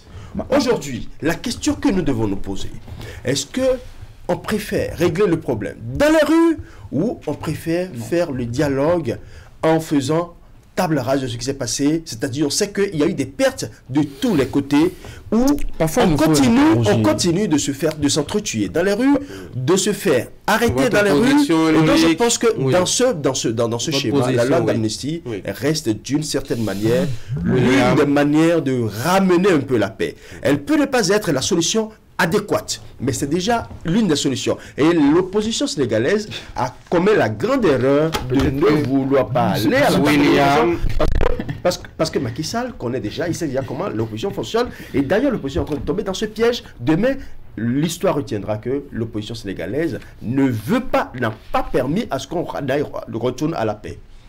William, permettez cette digression. Ailleurs, on pense que pour plusieurs événements, sur plusieurs années, on peut trouver une loi d'amnistie. Chez nous, techniquement, ce n'est pas possible quand ce n'est pas relativement au même événement. Parenthèse fermée. Vous savez, c'est un couteau à double tranchant. Couteau à double tranchant parce que c'est trop facile de sortir l'armée qui est censée défendre un territoire contre ses ennemis étrangers, de fait dégainer des balles de l'armée contre des citoyens d'un pays qui demandent des libertés et des droits civils et politiques dans leur État. C'est trop facile de tirer sur 3-4, étudiants ou non, opposants ou non, de mettre des opposants à la queue leu en prison et 3 jours après de dire à les députés, s'il vous plaît, levez vos mains, adoptez un papier et tout ça est terminé. Jamais on ne situe la responsabilité des militaires, jamais on ne situe la responsabilité des commanditaires parce que les militaires sont aux ordres, jamais on ne situe non plus la responsabilité de ces fautifs parce que parmi eux, il y en a qui s'en prennent aux infrastructures publiques, ceux qui revendiquent de droits, il y en a qui jouent le malin et qui abusent et qui commettent des infractions. Donc, pour moi, c'est trop facile d'utiliser la voie de l'amnistie après avoir commis beaucoup d'actions.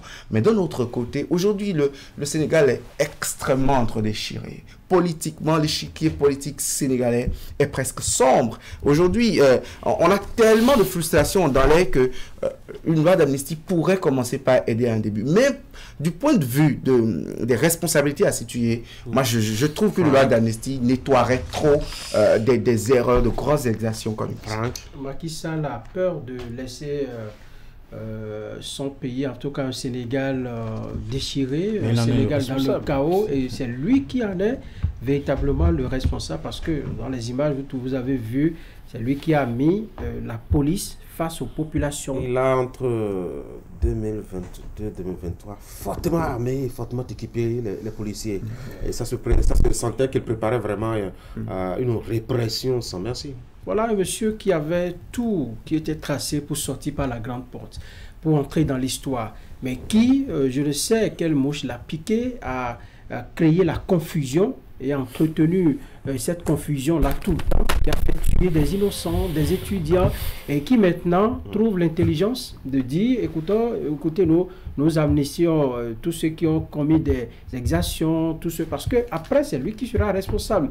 Il sait pourquoi il insiste sur la loi d'amnistie, même si le prendre... Mais c'est une culture africaine, la loi d'amnistie. Même si le prendre est un peu difficile, que la procédure est souvent très difficile. C'est lui qui a créé l'amnistie de Rotondès. Vous savez, pour juger, j'en aurais fini, même si la procédure est très compliquée pour juger les chefs d'État, mais il sait que quand il va partir, ça va être de la mer à boire pour ses partisans, des gens qui ont soutenu ce qu'il a fait dans le temps, même pour la police, l'armée, tout ça, c'est des gens qui seront interrogés. Et donc, la seule manière pour lui de garantir une certaine stabilité, nettoyer ses péchés. Voilà, de nettoyer ses péchés, si vous voulez. C'est cette loi d'amnistie à laquelle il s'accroche. Dans tous les cas, moi je pense que... Oui, enfin, je trouvais que c'est devenu pratiquement une culture africaine. Et parfois, je me dis qu'on le fait en connaissance de cause. On crée des crises, on crée des rébellions, on se dit, écoutez, Matillet, quelques mois après, on va se retrouver ensemble, on vote une loi d'amnistie. Et puis, moi, je pense que l'âme de la paix, c'est la justice. On peut même mettre de côté une loi d'amnistie. Et Macky Sall, pour être sincère, peut estimer qu'il faut pouvoir situer les responsabilités. Chacun doit pouvoir répondre de ça. Parce que les Sénégalais qui sont morts, qu'on a enterrés, n'est-ce pas, au milieu de cette crise-là, qu'est-ce qu'ils ont fait ? Qu'est-ce qu'ils ont fait? Quand on a attaqué le Capitole, on ne s'est pas réunis aux États-Unis pour trouver une loi d'amnistie. On est en train d'utiliser la justice pour que chaque citoyen ayant pris part à cette attaque puisse répondre véritablement de ça. Et c'est peut-être là que je rejoins un peu pour porter quelques griffes à William, qu'il faut donner un coup de la République. Ce n'est pas parce qu'on est des acteurs politiques qu'on s'amuse à introduire des jeunes dans la rue, à attaquer les édifices, à les manipuler, qu'on ne doit pas répondre de ça. Ça aussi, c'est quelqu'un qui le disait ici au Bénin. Je crois qu'il faut mettre aussi dans la Constitution que c'est interdit désormais le vote des races pour les amnisties. Ça va aider vraiment nos dirigeants à privilégier parfois, je crois, le dialogue, surtout, à écouter, à échanger. Je crois que ce dialogue aurait pu venir peut-être au tout début, Au tout début, ça aurait évité tout cela. Vous savez qu'au temps fort de la crise, les jeunes qui rentraient dans la rue, vous savez comment on les qualifiait. On estimait que c'était des délinquants. L'État doit rester... J'attendais un mot. Ah ouais? Terroriste. Voilà. Délinquants. L'État doit rester fort. Que les conseils de coulisses, après, au cours de la dernière session extraordinaire de la conférence des chefs d'État aussi, ont servi quand même à ramener un peu l'homme que nous connaissons à la raison. Pour ces échanges. Passez une bonne journée. Mesdames et messieurs, vous avez deux rendez-vous, rassurez tout à l'heure. On a d'abord Immersion de Ouliat Sanoussi qui nous propose d'aller découvrir comment est-ce qu'un jeune met la technologie au service donc du commerce. Même les femmes de Dantokwa s'intéressent, en tout cas c'est la confidence qu'elle nous a faite. Samuel Bodono est un développeur d'applications de vente en ligne. Elle vous donnera, je parle de Ouliat Sanoussi, quelques lumières sur ce que Samuel fait dans Immersion. Et puis après vous allez suivre la revue de presse avec Hugues Vingbe notamment. Allez, moi je vous souhaite de passer une très bonne journée.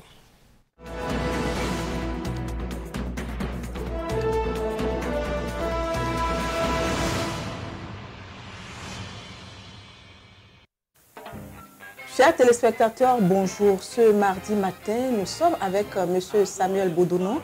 Il est le concepteur de l'application Dantokwa, une application qui permet d'acheter et de vendre en ligne. Avec lui, nous allons découvrir comment il est arrivé à concevoir cette application, comment faire pour acheter et vendre en ligne. Avec lui, nous verrons tout ça. M. Samuel Bodono, bonjour. Oui, bonjour Madame la journaliste. Alors, dites-nous d'abord d'où est née cette idée, comment est venue cette inspiration? Cette inspiration est venue du moment où j'ai fait le constat que ici au Bénin, les gens n'arrivent pas à passer des commandes en ligne, à acheter en ligne en toute sécurité pour que leurs produits leur parviennent. Donc à partir de ce moment, je me suis dit pourquoi ne pas créer une application qui va permettre aux gens d'acheter en ligne dans tout le Bénin et peut-être encore dans d'autres pays encore. Donc c'est de ce moment que j'ai pris la décision de créer l'application Dantokwa. D'accord. Alors, on va voir avec vous quel a été le processus, comment vous êtes arrivé à concevoir cette application. Oui, pour concevoir cette application, d'abord, au début, je n'étais pas développeur d'application. Donc, comme j'étais motivé pour l'idée, je me suis lancé et je suis d'abord parti me former d'abord dans la programmation. Donc, c'est après cela maintenant, je me suis lancé dans le processus de création de l'application. Et c'est de là que j'ai pu créer l'application. Combien de temps a duré la formation? La formation, ça a duré 2 ans environ. D'accord.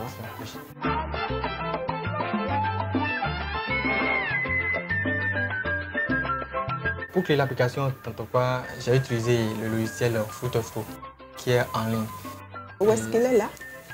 Voilà le site. D'accord. Voilà. Ok. Donc c'est en ligne. Donc c'est à partir de là que j'ai créé l'application. Maintenant, pour le créer, il suffit juste de créer un compte et avoir les compétences nécessaires pour le faire. D'accord. Maintenant, l'application qui se crée avec Footofo, ça génère des codes en langage Tar et Foot. Donc, c'est avec ça que j'ai pu le faire. Maintenant, pour la base de données, j'ai utilisé Firebase. En fait, c'est ça qui gère la base de données. Donc, c'est ces deux choses-là que j'ai utilisées pour pouvoir le faire. Voilà l'application ici. Voilà la première page de l'application. Et à partir de cette page, la personne peut s'inscrire, soit se connecter s'il a déjà un compte. Donc, si la personne est nouveau, il va venir sur s'inscrire. Et là, il va entrer. Il crée son compte? Oui, il crée son compte. Donc, après cela, il va cliquer sur s'inscrire pour entrer dans l'application. Ici, l'application va demander le nom de l'entreprise.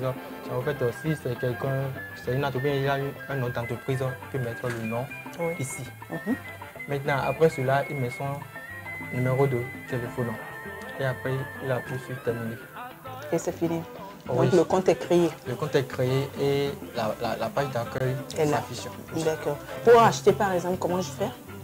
Oui, pour acheter, une fois que vous êtes déjà sur la page d'accueil, vous pouvez venir ici et chercher le produit que je veux. Oui. Il y a tout. Ici, les produits s'affichent ici. D'accord. voyez, par exemple ici maintenant, on a déjà des produits qui ont été déjà publiés. Avec ici. les prix. Oui, avec les prix. Ceux qui ont publié mettent également les prix en bas. C'est comme une application de mise en relation. Par exemple, si quelqu'un veut vendre quelque chose, il poste le produit. Là, si quelqu'un veut payer, la personne le contacte par WhatsApp, soit par message direct, soit il l'appelle directement sur l'application. Donc, quand la personne voit le produit, il y a un icône de WhatsApp ici. Donc, quand la personne appuie ça directement, il entre dans le WhatsApp de la personne. Là, il pourra lui laisser. Oui, c'est ça, directement. Et après, ils vont gérer. D'accord. Alors, combien de temps ça vous a pris pour développer cette application? L'application, ça m'a pris environ 3 mois. L'application, je l'ai développée depuis 2023. Monsieur Samuel Bodonon, dites-nous, quelle a été votre formation de base? J'étais élève, donc j'ai été jusqu'en classe de terminale. C'est en terminale que je me suis arrêté, donc je n'ai plus continué. Donc après ça, je n'ai pas abandonné en tant que tel. Je faisais encore des recherches à propos des choses qui me passionnaient. Donc moi, j'étais beaucoup motivé par le monde du commerce en ligne. J'aimais beaucoup le commerce en ligne. Donc c'est ça qui m'a amené à avoir cette idée de création d'applications de commerce. Donc c'est de là que j'ai pu me lancer dans cette idée. Et je me suis formé pour avoir les compétences nécessaires pour créer l'application d'Antopa.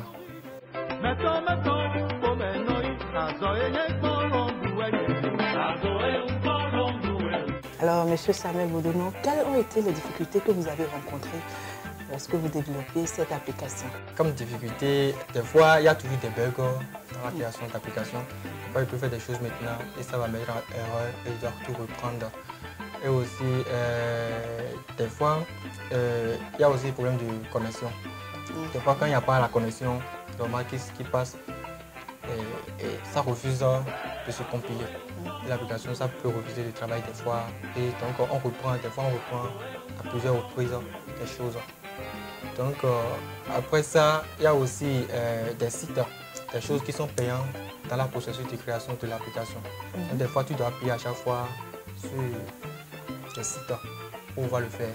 Donc, des fois, si tu ne le fais pas bien, tu peux reprendre encore la chose. C'est ça qui est beaucoup difficile dedans.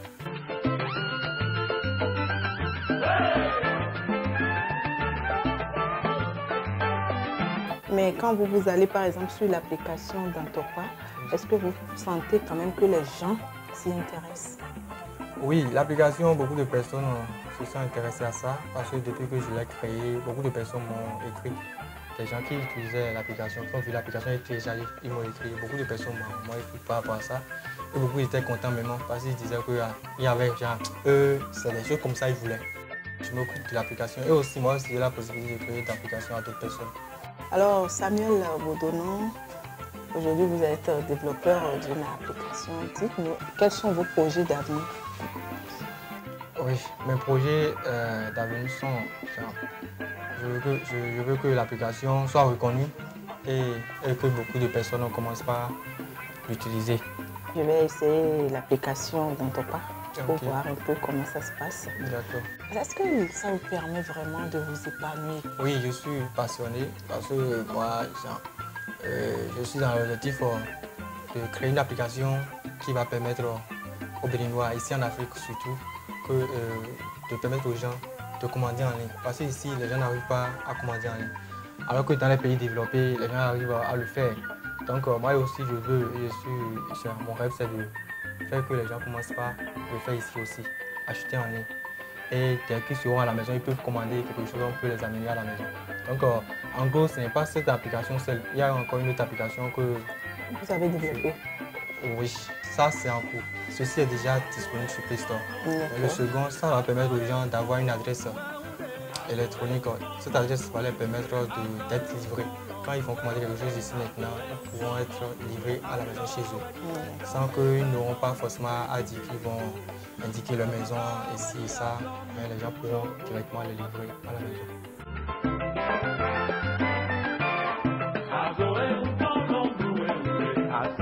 Alors, si vous devez lancer un message, adresser un message quel est le message que vous adresserez à vos jeunes frères, à ceux-là, aux téléspectateurs qui vous regardent?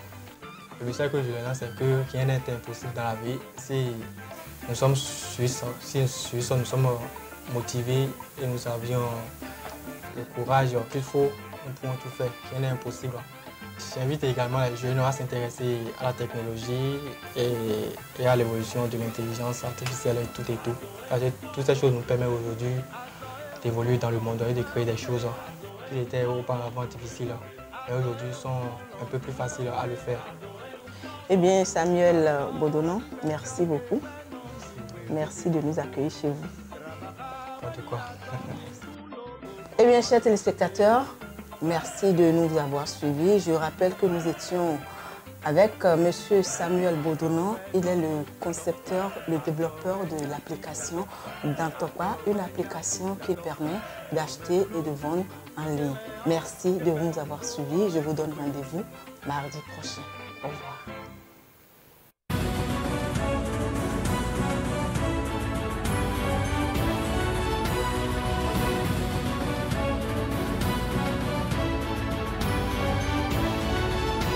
Mesdames et messieurs, bonjour et bienvenue dans cette revue de presse.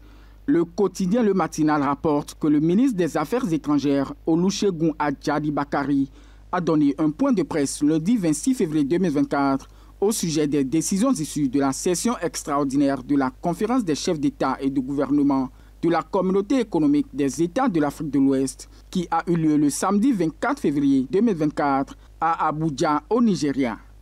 À en croire le ministre des Affaires étrangères, la levée des sanctions contre le Niger, le Mali et la Guinée, annoncée par la CEDEAO, est un jalon essentiel de la normalisation et de la reprise normale du cours des choses au sein de l'institution sous-régionale. Au cours de ce rendez-vous médiatique, Olusegun Adjadi Bakari a insisté sur la position favorable affichée par le président de la République, Patrice Talon, en ce qui concerne la levée des sanctions contre le Niger, le Mali et la Guinée lors de sa conférence de presse du jeudi 8 février 2024.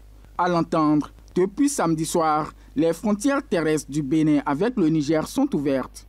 Je cite, « Nos agents de la douane et de la police républicaine sont positionnés à la frontière pour que le circuit naturel et le flux naturel des échanges puissent reprendre entre le Bénin et le Niger. » Fin de citation, a fait savoir le chef de la diplomatie béninoise.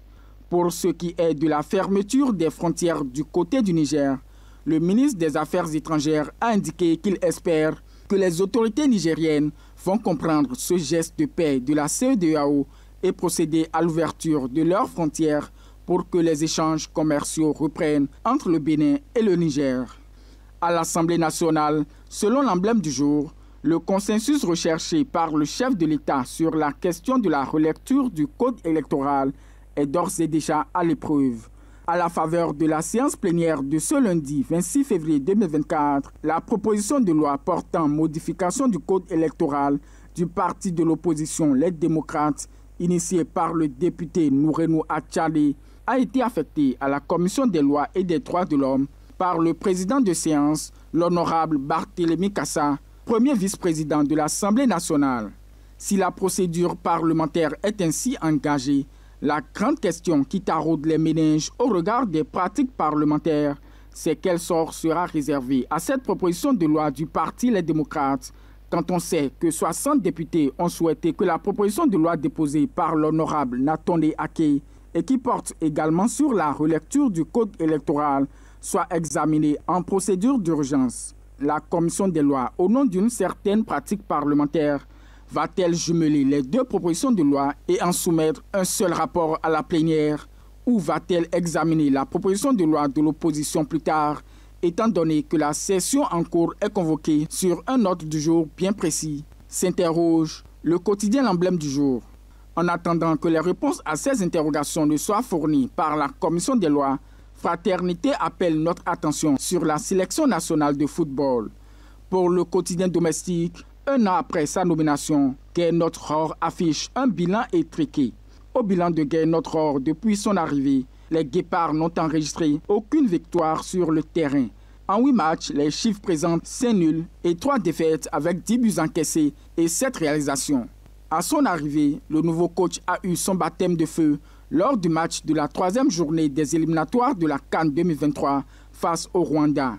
Après une refonte de l'effectif avec l'injection de jeunes joueurs issus du championnat local, les Guépards n'ont pas réussi à dompter les Amavubi qui accrochent le 1 but partout au stade Général Mathieu Kérékou de Kourounou. L'équipe de Gué Notre-Or enchaîne ensuite 2 matchs nuls successifs à Kigali contre le Rwanda au retour et à Cotonou face au Sénégal. L'espoir d'une qualification suscité par une victoire sur tapis vert vire à l'hécatombe suite à la défaite au Mozambique sur le score de 3-2. Ensuite, la campagne des éliminatoires pour la Coupe du Monde qui s'est ouverte en octobre 2023 ne sourit pas à Gué Notre-Or et sa bande. Ils s'inclinent 2-1 lors de la première journée face à l'Afrique du Sud, puis sont tenus en échec 0-0 par la sélection du Lesotho à Durban. Enfin, lors des journées FIFA, le Bénin ne fera pas mieux au cours de son stage de préparation au Maroc. Un nul face à la Sierra Leone et une nouvelle défaite devant Madagascar sur le score de 2-1. Des détails livrés par Fraternité. De son côté, Matin Libre nous donne des échos de la Cour de répression des infractions économiques et du terrorisme. Poursuivi pour avoir enfreint le code du numérique, un jeune étudiant serait sur le point d'être tiré des filets de la justice par le ministre de l'économie et des finances, Romuald Wadani. Plus de détails à la page 5 du journal. Enfin, mesdames et messieurs, Fraternité nous ramène au palais des gouverneurs pour nous annoncer que l'effectif des membres de la Commission béninoise des droits de l'homme passe désormais de 11 à 7. Les députés de l'Assemblée nationale ont abordé ce lundi 26 février 2024 l'un des points inscrits à l'ordre du jour de la première session extraordinaire de l'institution pour le compte de l'année 2024. Il s'agit du point relatif au projet de loi portant modification de la loi portant création de la Commission béninoise des droits de l'homme. Le moins qu'on puisse retenir après l'examen en plénière des premiers articles de ce projet de loi est selon le rapport de la Commission des lois, de l'administration et des droits de l'homme, présidé par le député Orden Aladati, qui a présenté le dossier à la plénière, est que le Bénin aspire à la professionnalisation de la CBDH avec désormais 7 membres au lieu de 11, comme c'est actuellement le cas, avec la perte du siège du représentant des hommes des médias, rapporte le quotidien Maison. Fin de la revue de presse de ce mardi 27 février 2024.